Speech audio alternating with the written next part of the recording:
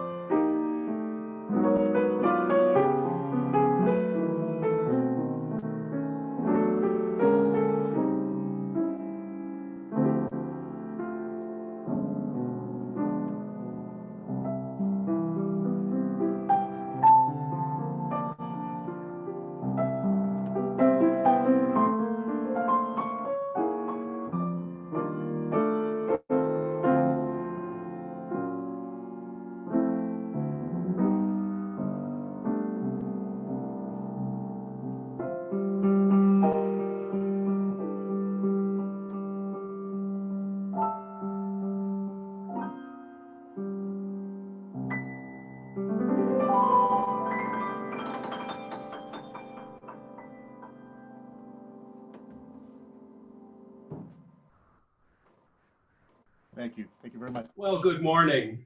Thank you, Dave, for that wonderful music. What a great way to kind of slide into our message. I feel all relaxed. How nice. Thanks so much. Well, I'm excited to be here this morning. Some time ago, my wife Cheryl talked about her experience here at Unity, and because we're a married couple looking for a church together years ago, my experience in finding our church here was the same as hers, and I won't repeat what she said, worry not.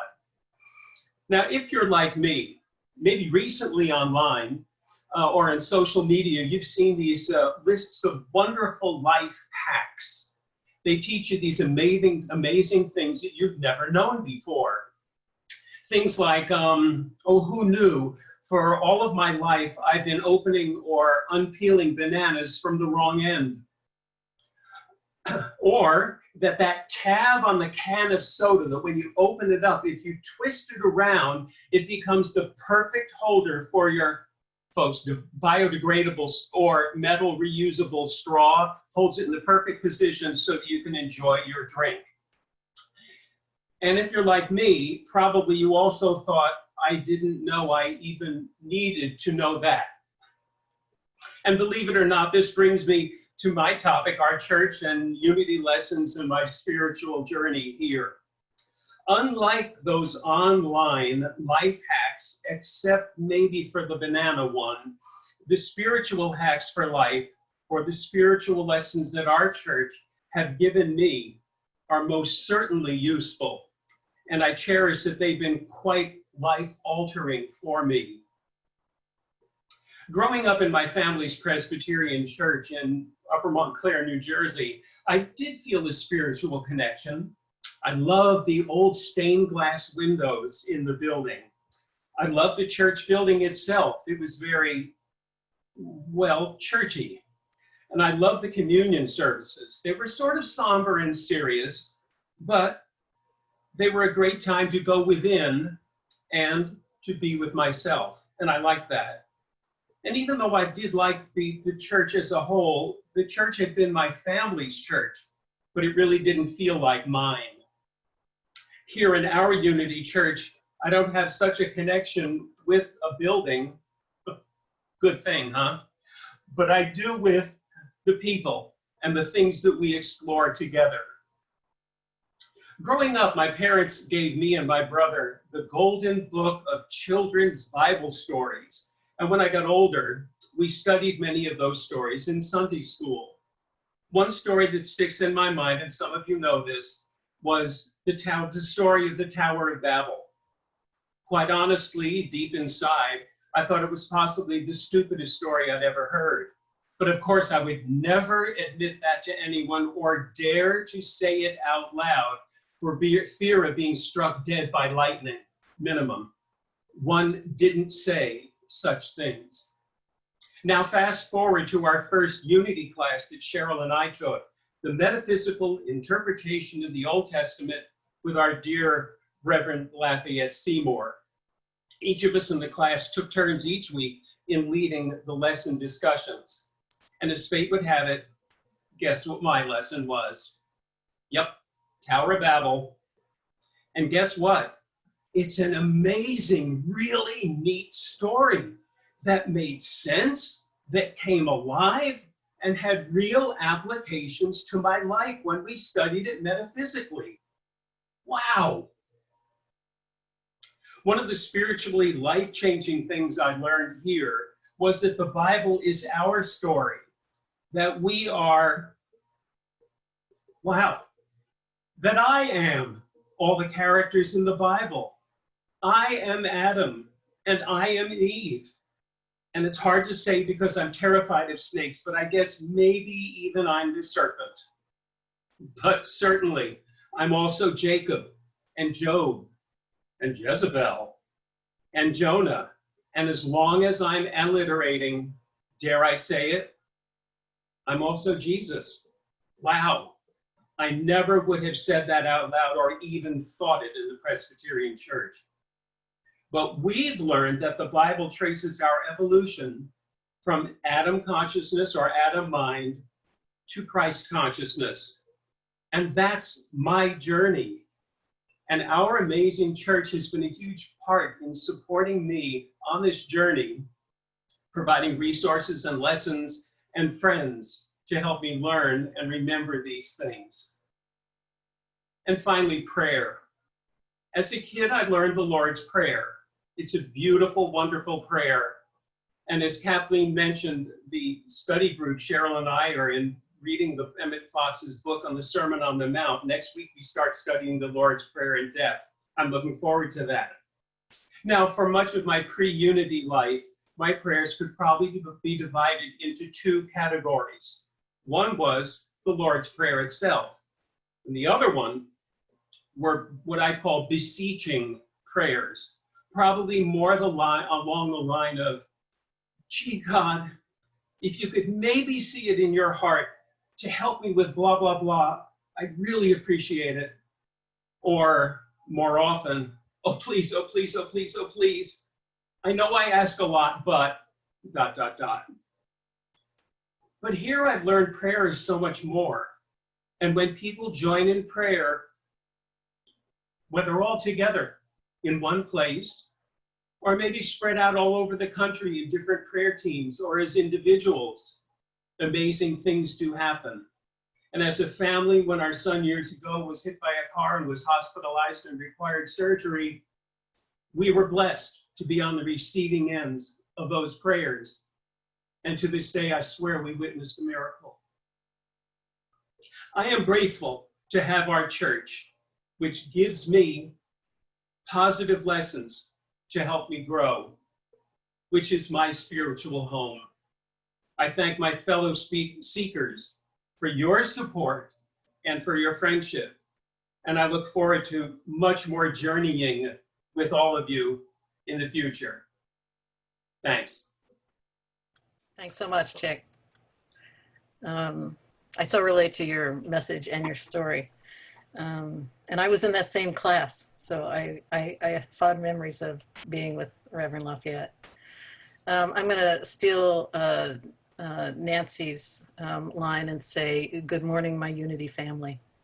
Roy stopped by yesterday and we were sitting in my backyard chatting about giving talks at Unity, and I was saying, in terms of my Unity story, what message would that be?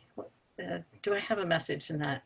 So I decided that my talk title, if I were to have a title, would be The Spiritual Walk. If you want to be happy, it's your choice.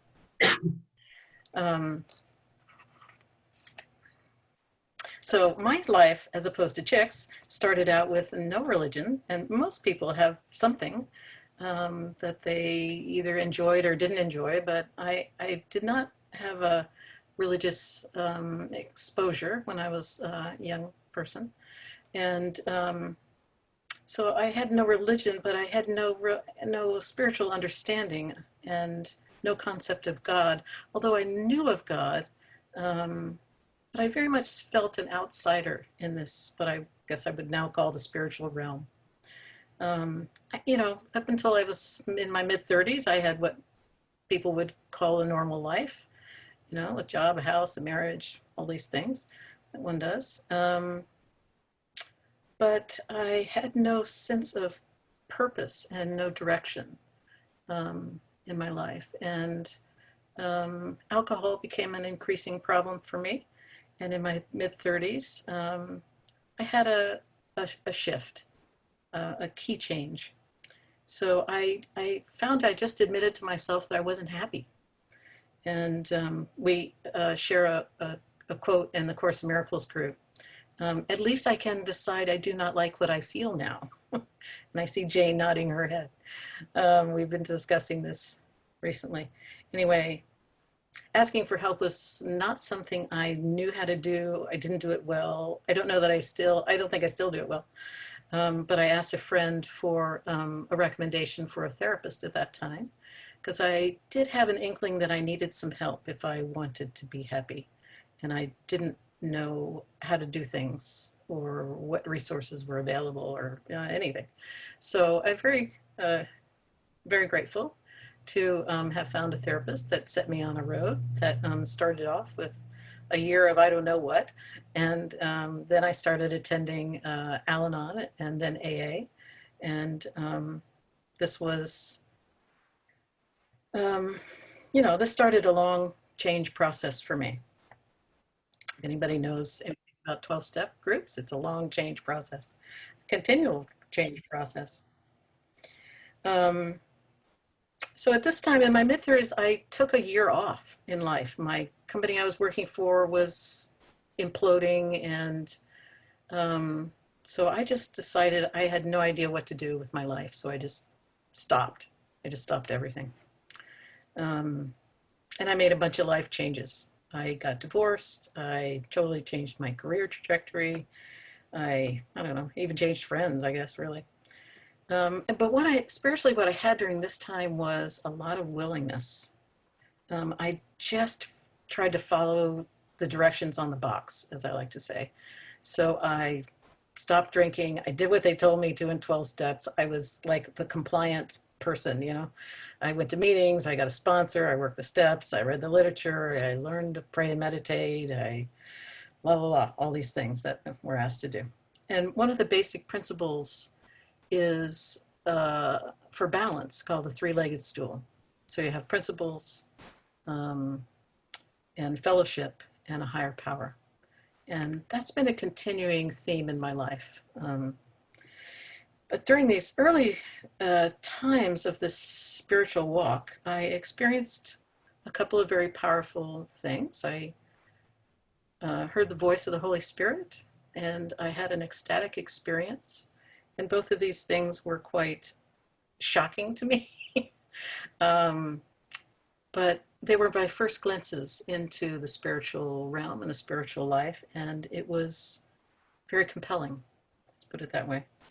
And it's a life and a walk I've come to appreciate is very practical. And was really beginning, as Helen Suchman, the scribe for the course, describes this walk as a journey without distance to a place we never left. So the 12-step journey was really my first major life choice in terms of being happy or changing my life. And of course, one of the first spiritual concepts they ask us to employ is surrender, rarely an easy thing. And another step asks us to make a decision. It reads, made a decision to turn our will and our lives over to the care of God as we understood him.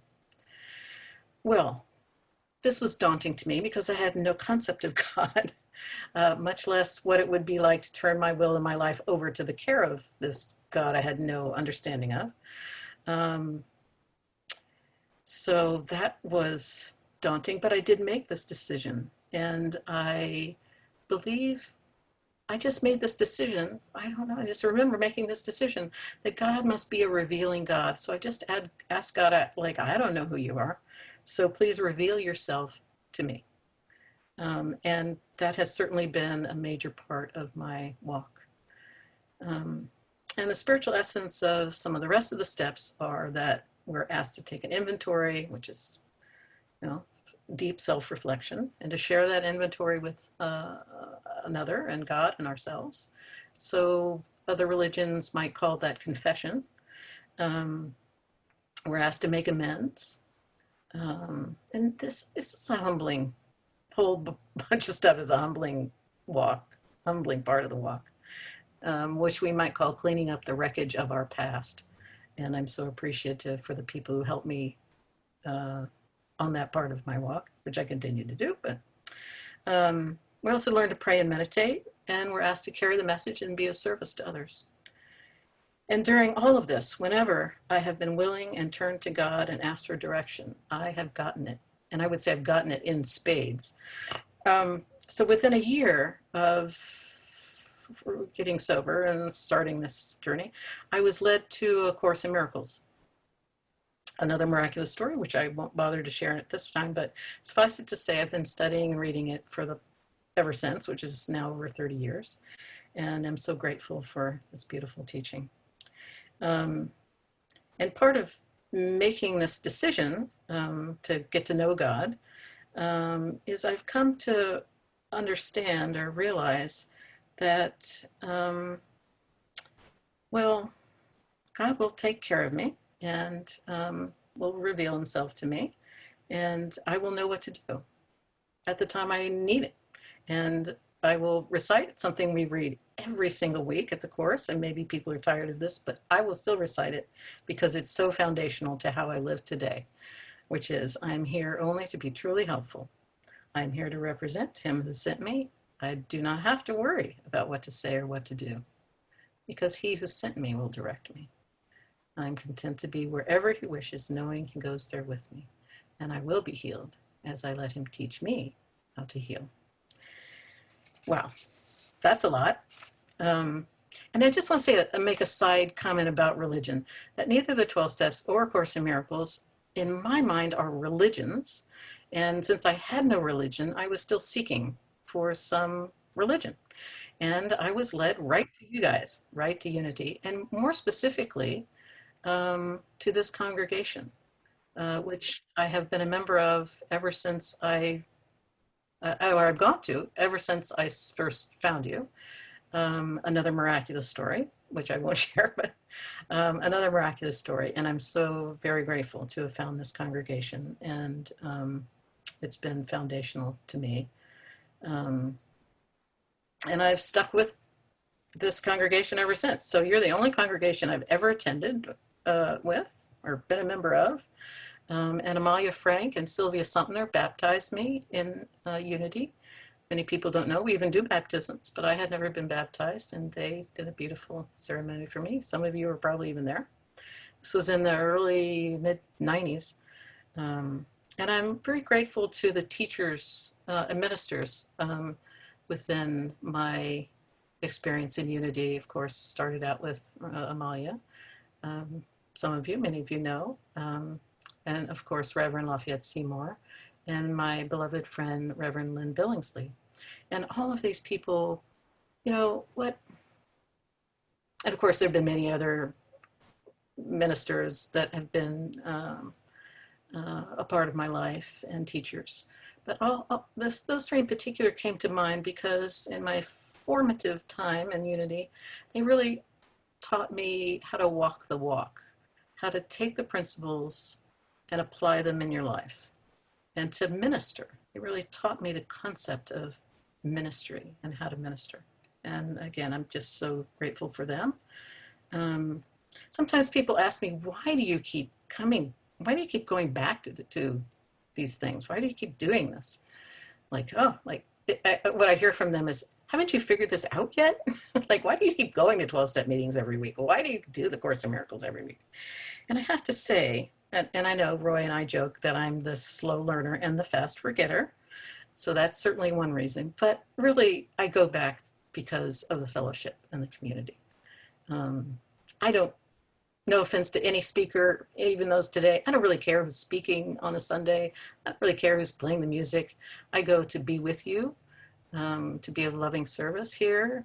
And I know that God will use me in some way. And I'm always glad I did it. So it's very practical, and goes back to, you know, I want to live a happy, joyous, and free life. And this experience with you every Sunday is certainly part of that.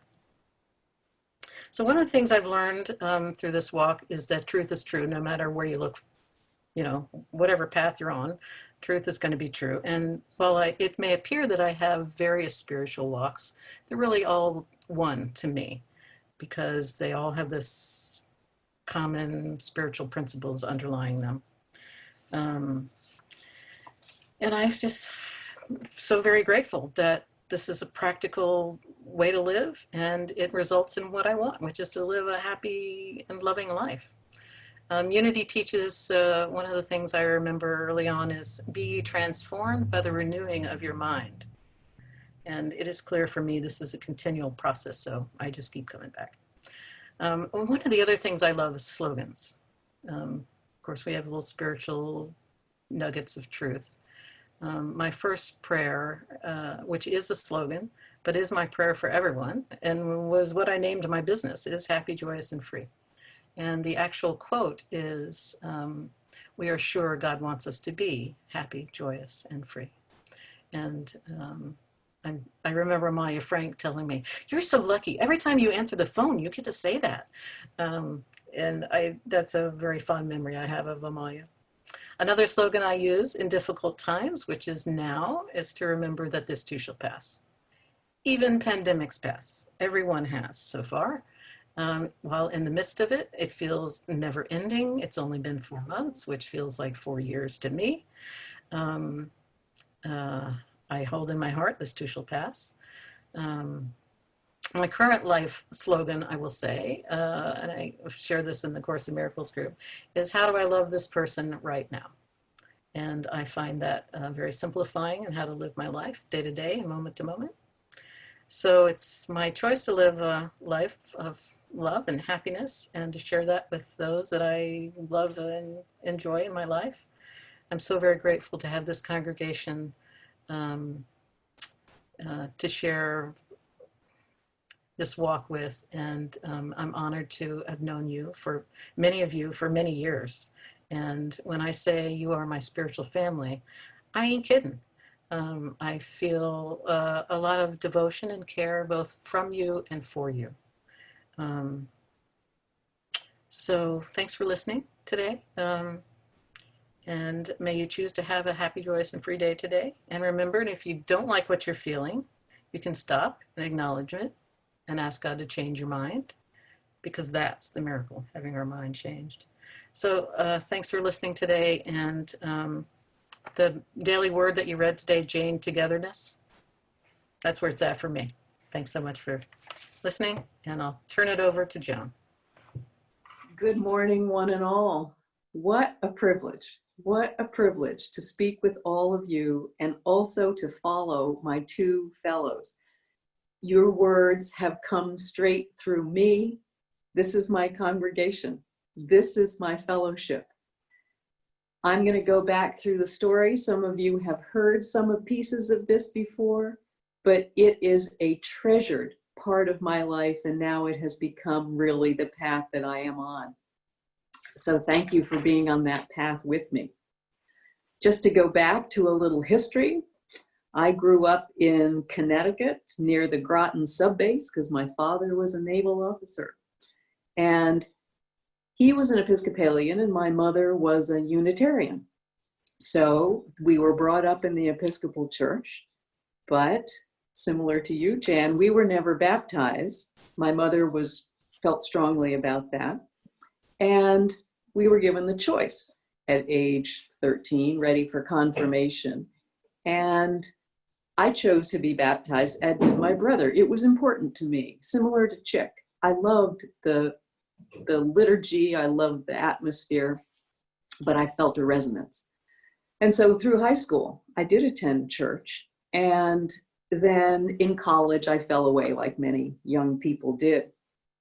And it was when I was living in New York City that a Swedish friend of mine, in fact, the woman who has the sheep farm, for people who know my sheep farm piece, and ask me if you don't later, she taught metaphysical classes. And she was the first person who started to train my mind in a world separate from traditional religion, and it resonated with me, and I felt like I had shifted on that path.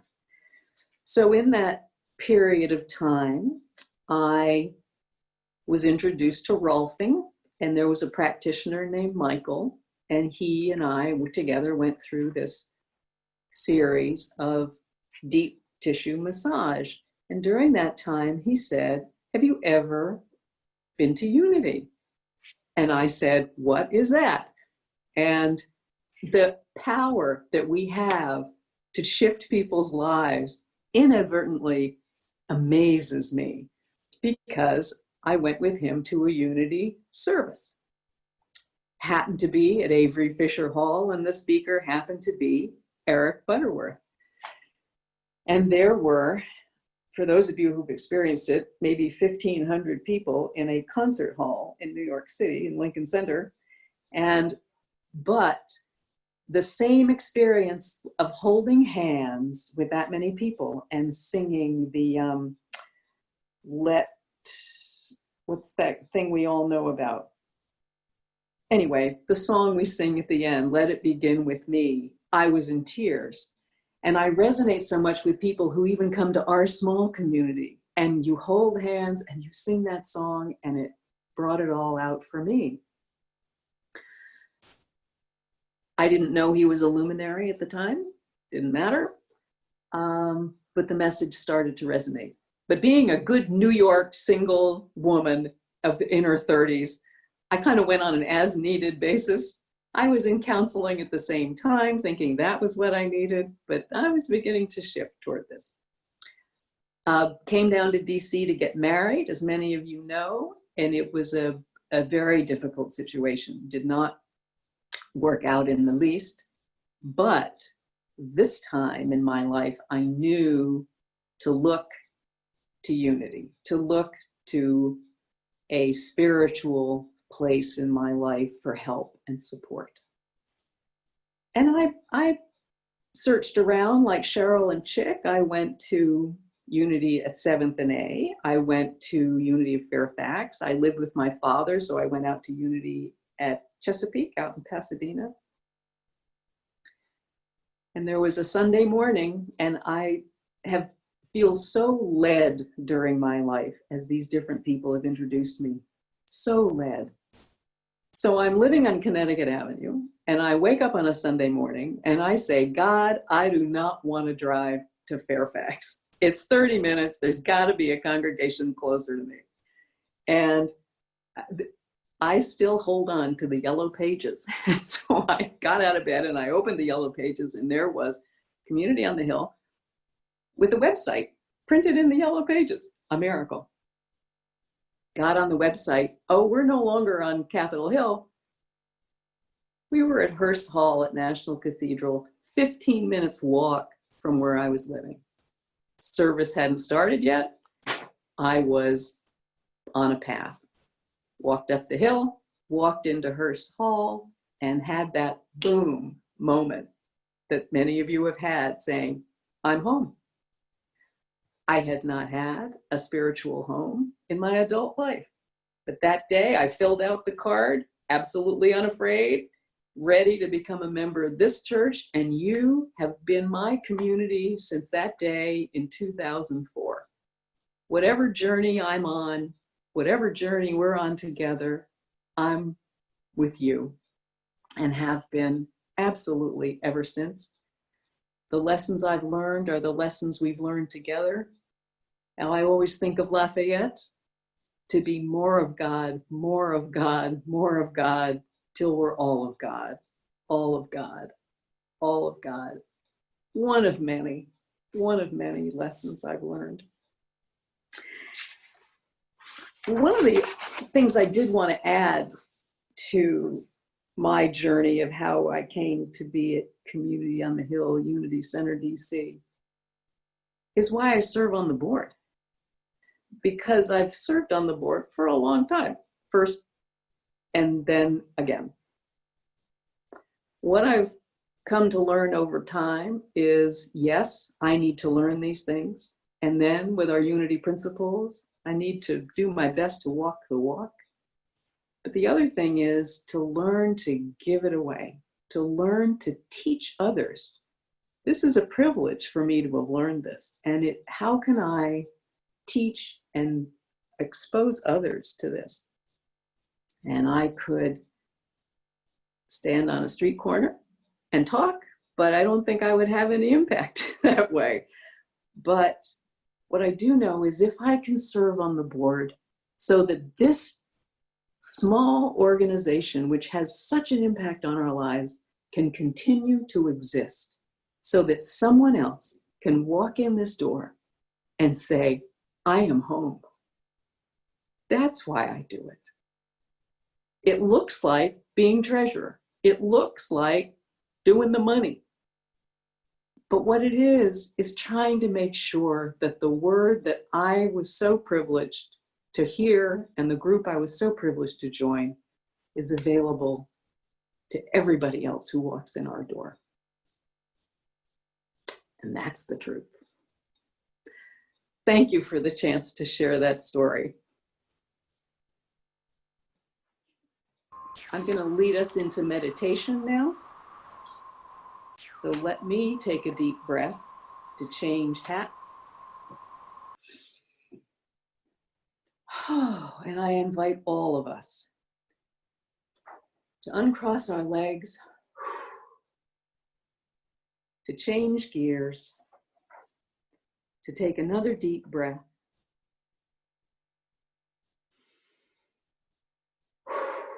And know that every beat of my heart radiates divine love. I am one with divine love. I turn to divine love to harmonize my thoughts and realize my true nature, which is love. Let's be still now and silent, receptive to the gentle flow of inner wisdom, so I do not scatter my attention by grasping for answers all around me. Instead, I am still and silent, attentive to divine wisdom. Let us go into the silence together.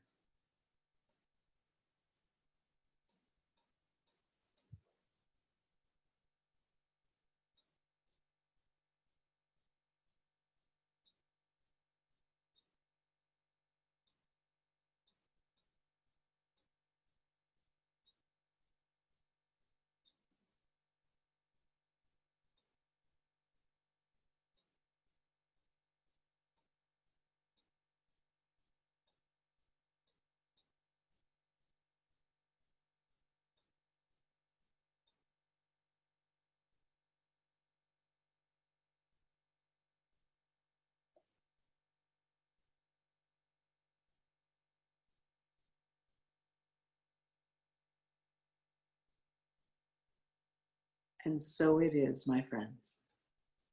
Amen. I always, when I think about my financial contribution to Community on the Hill, I think our Unity Center TC, I date myself. I think about this notion of feeding what feeds you. You know, I am so fed here, and I want to give back to what gives to me, that cycle of nurturing what nurtures you. And it feels very powerful to do that. So thank you for that, Kathleen. And now we'll hear from the wonderful, magnificent Dave Kane again.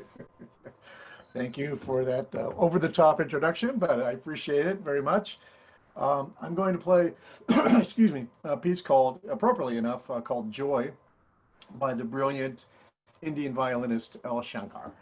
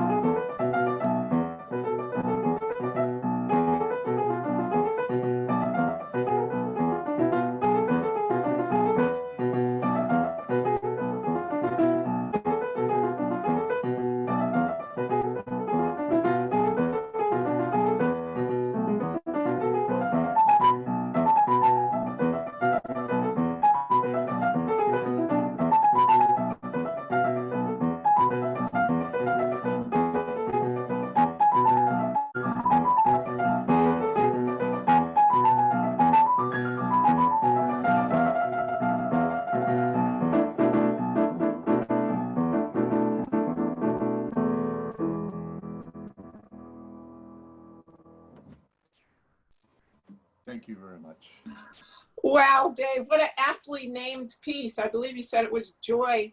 And I think you also said it was originally for violin. Is that right? Yeah, it was originally written for the group Shakti, which was a group with guitarist John McLaughlin and El Shankar. And so it was essentially a duo piece for guitar and violin. So I just And you adapted played it all by piano. yourself. I played it by myself. Actually, I played with my daughter and my wife, but so if we could have squeezed them in here, we could have done a complete performance. Boy, that was just magnificent. Thank you so much. What a Thank you so lovely much. way to close things up. Again, I just want to thank everyone. Chick, I loved your story of how the Bible, everybody in the Bible is us. That I really kind of forgotten that. What a great reminder, and what a powerful concept. It surely makes you read the Bible differently, doesn't it? So thank you for that. Jan, I get the great pleasure of meeting with Jan twice, sometimes 3 times a week on A Course in Miracles, and your wisdom just never ceases to shine through. You know, this concept of surrendering over and over again and being guided is certainly something I struggle with regularly, because I think I'm in charge, you know. Doesn't work that way. So I just always appreciate your wisdom and your slogans and the example that you set for all of us. And boy, could I resonate to your story, Joan, about going to the first service and coming home. Like you, I had been shopping in the spiritual supermarket and I found unity, and I just wept the whole time. Pat Weeks used to say, and maybe Phil remembers this, that I sat next to them and just cried like a baby the first time I went. So I really, really resonate with that. There is just this real magic, and you know, we're where we belong. It's a wonderful feeling. So thanks to everyone, you know, for making this happen. It's such a community effort, and I feel like we live our unity principles through how we organize ourselves. You know, everybody brings something and we put it together and make something so much more magnificent than any individual one of us, but it does take all of us to make our own contribution. I want to finish up today with a reflection called Living in the Now. This is it. The life that is ours is the one we are living today. The more we try to hold on to our illusions of what we think it is, or what we think it should be, the less time and energy we have to live it. How many times have we heard about people who worked hard and long for the day when retirement would come, only to drop dead just before or just after they retired? How fast it all went. Our lives are so precious. Each moment has the possibility of a new discovery. Yet when it passes, that moment never returns. And so, only as I am aware of the present will I have the opportunity to be fully alive. So thank you all for being in the present together.